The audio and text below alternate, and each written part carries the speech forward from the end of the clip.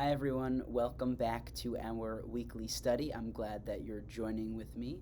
We are going to continue with our study of Genesis. This week, we are going to be in the middle of chapter 26 of Genesis. If you remember last week, we started with chapter 26. We began that and read the first 12 verses.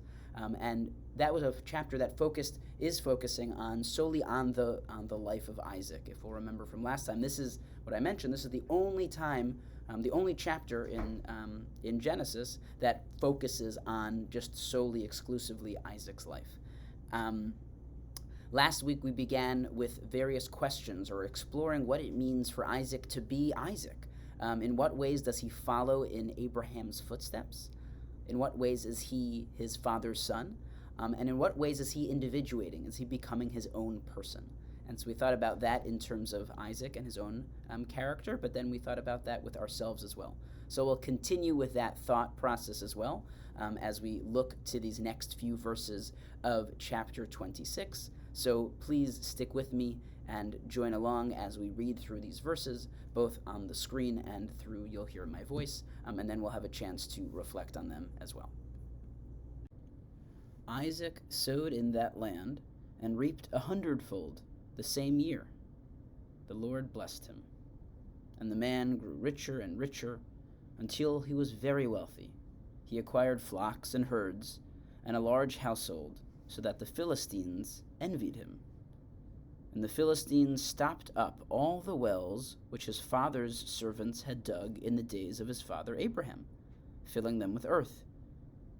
And Avimelech said to Isaac, "Go away from us, for you have become far too big for us." So Isaac departed from there and encamped in the Wadi of Gerar, where he settled. Isaac dug anew the wells which had been dug in the days of his father Abraham, and which the Philistines had stopped up after Abraham's death, and he gave them the same names that his father had given them. But when Isaac's servants, digging in the wadi, found there a well of spring water, the herdsmen of Gerar quarreled with Isaac's herdsmen, saying, "The water is ours." He called that well Esek, because they contended with him. And when they dug another well, they disputed over that one also. So he named it Sitnah. He moved from there and dug yet another well, and they did not quarrel over it. So he called it Rehovot, saying, "Now at last the Lord has granted us ample space to increase in the land." Isaac continues to do well for himself. He grows rich and wealthy, and there are some difficulties and conflicts with the locals. And it seems, at least at the point where we leave off for this week, that he is able to resolve into some place of quiet for himself. So, what happens in these verses, and how are we able to connect to them and learn from them? So, as we started off with verse 12, we learned that Isaac is growing rich. He's growing very, very wealthy. He's able to move on from that previous incident. If you remember from last week, he was worried that the people of Gerar would end up taking Rebekah, his wife. And so remember, he says that Rebekah is his sister, and then Avimelech finds out, realizes it's not his sister, it's his wife. But nevertheless, at the end of the day, Avimelech makes sure that Isaac is protected. He's protected, and now he continues to thrive. But we know, more money, more problems. Even though he is thriving, there is conflict. The Philistines, as it says at the end of verse 14, envy him. They're jealous of him. Look at Isaac, this outsider. Remember what started this chapter? It was a famine that brought Isaac to this land. So you could only imagine the feelings that the locals have, that here's this foreigner that comes in, that seems to be occupying a part of their land, and is all of a sudden now growing rich. They're probably pretty angry and jealous of him. We learned that in verse 15, that this area that Isaac is settling in, Abraham had actually settled in the previous generation. And Abraham had dug up wells in order to use them for their water. But in the meantime, the Philistines stopped up all the wells that Abraham and his servants had dug up, and they filled them with earth. The wells can no longer be used for water. And not just that, it also now disconnects what is Isaac's connection to that land. Whereas, you could have been going into that land, and if the wells were still there, you would say, oh, what are those wells? And someone would say to you, oh, that well, that is a well that Abraham dug. And so when Abraham's son Isaac would come to the land in the area, he would lay claim to the land because he would say, that is a place where my father dug a well. But now Isaac comes back to this area. The Philistines have stopped up the wells, and in a sense, he has no claim to the land anymore. He could say, well, my father did dig a well here, but you would look around and you would say, well, there's no evidence of that. The well is stopped up. It's filled up by the Philistines. So you wouldn't know who is there in the land. That's, I think, the kind of the simple meaning of Scripture. I think there's obviously always a deeper message here. What it means to dig the wells of your father. What it might mean to try to go to a place and or follow in your father's footsteps, only to realize that those wells, those areas are actually stopped up. I think the message for us, for each of us to connect to, is that you can't just follow in your parents' footsteps, but that you need to go on your own path. So I'm curious for you, I think we've asked a version of this question in this past week or in the week before, as we've been kind of thinking about the character, the personhood of Isaac. In what ways did you follow your parents' footsteps? And in what ways did you need to individuate and become your own?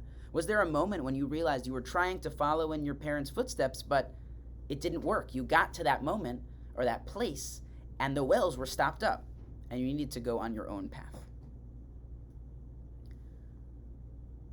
So, we'll continue. Isaac is clearly doing very well, even though these other wells have been stopped up by the Philistines.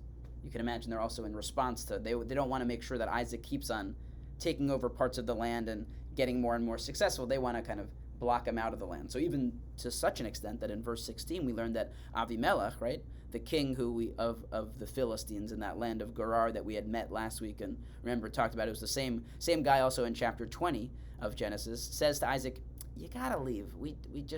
You've become too big for us. You've become too popular. We can't really host you in our land anymore.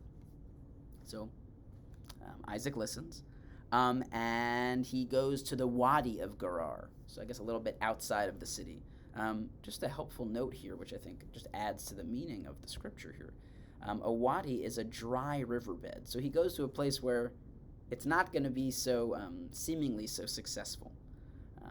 But yet, he digs up wells and digs up those same wells that Abraham had dug up in his time, and he finds water. He even gives the names of the wells the same names that Abraham did. So, what do you make of this? That you dig up the same wells as your father did, or as your parents did, and you give them the same names. So I think on the one hand, we can think of them as, you could think of it in a positive light. You're following in the footsteps of the previous generation. You're upholding certain traditions and practices. You give the wells, not only do you dig them up again, but you give them the same names. Perhaps you can see it in a more critical lens, where you question, well, where is your own personhood in this? Are you simply just following in the previous generation's footsteps? Where are you in this? Where are you as you think about this, Isaac? It's interesting when Isaac then digs in these wells, he finds the wellspring of water. So he's able to kind of go into that place and find the spring of water. Perhaps a generous read of it would be that Isaac's able to follow along in his father's footsteps, but still find for himself his own kind of spring of water, his own inspiration or connection. And yet, even this moment of success is met with conflict. The herdsmen there, they quarrel with Isaac's herdsmen and say, the water's actually ours. They call that well Esek, because they contended with him. The word esek in Hebrew meaning to like engage in or be involved with. And again, in the next verse, we learned about Isaac digging another well and finding water again, but the people, the herdsmen of Gerar, again quarreling with him and saying, there's a dispute over this, and so Isaac leaves. It's interesting that Isaac is, he's conflict averse. What do you make of that Isaac is conflict averse? Why not duke it out? Fight with the folks. Say, no, I'm the one who dug this well. In fact, it's actually even my father's. And I'm going to say to them, I'm the one who actually lays claim to this well. So why do you think Isaac is so conflict avoidant?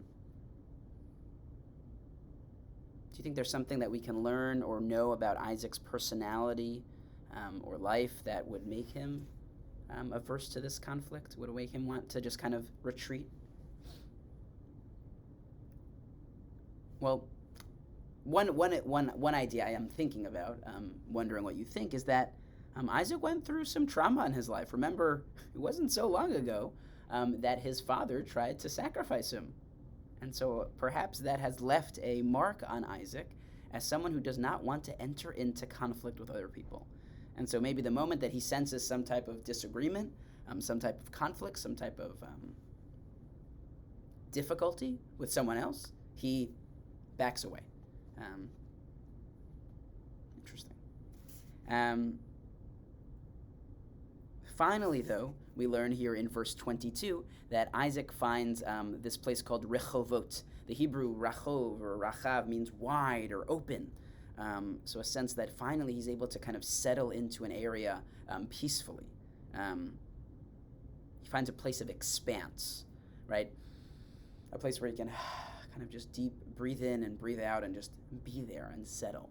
I think perhaps the commentary or lesson here is that sometimes you'll try at something, try at a particular task, for a few times and it doesn't work, 1 or 2 times and it just doesn't work. But if you stick to it, you'll get there.